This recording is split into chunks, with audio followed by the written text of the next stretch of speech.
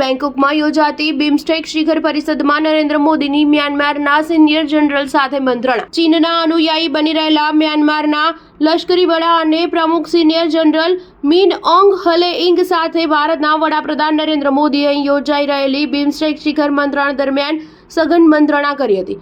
મોદીએ જનરલ હલેઇંગને તારીખ 28મી માર્ચે તેઓના દેશમાં લાગેલા ભૂકંપના પ્રચંડ આંચકાને પરિણામે ત્યાં થયેલી ભારે જાનહાનિ અને અસામાન્ય નુકસાન અંગે દુઃખ વ્યક્ત કરવા સાથે તેઓએ આશ્વાસ પણ કર્યા. જનરલ હલેઇંગે ભારતે પહોંચાડેલી અસામાન્ય સહાય માટે મોદીનો આભાર માન્યો હતો. જનરલ હલેઇંગને મોદીએ મ્યાનમાર સાથે સંપર્ક વધારવા, સાંસ્કૃતિક ક્ષેત્રે સહકાર સાધવા તથા શિક્ષણ, વિજ્ઞાન અને ટેકનોલોજી ક્ષેત્રે સહાય કરવા ખાતરી આપી હતી. વડાપ્રધાન મોદી બેંકોકના વિમાનગૃહે આવી પહોંચ્યા ત્યારે થાઈલેન્ડના વડાપ્રધાન પિતોનગાત્રા શિનાવર્તા તેઓને આવકારવા વિમાનગૃહે પહોંચ્યા હતા. તે પછી બંને એક જ લિમોનીઝમાં મંત્રણા સ્થળે પહોંચ્યા, જ્યાં બંને દેશો વચ્ચે પારસ્પરિક સંપર્ક વધારવા સહમતિ સાધવામાં આવી હતી. તે ઉપરાંત ભારત અને થાઈલેન્ડ વચ્ચે સંપર્ક વધારવા નિર્ણય લેવાયો.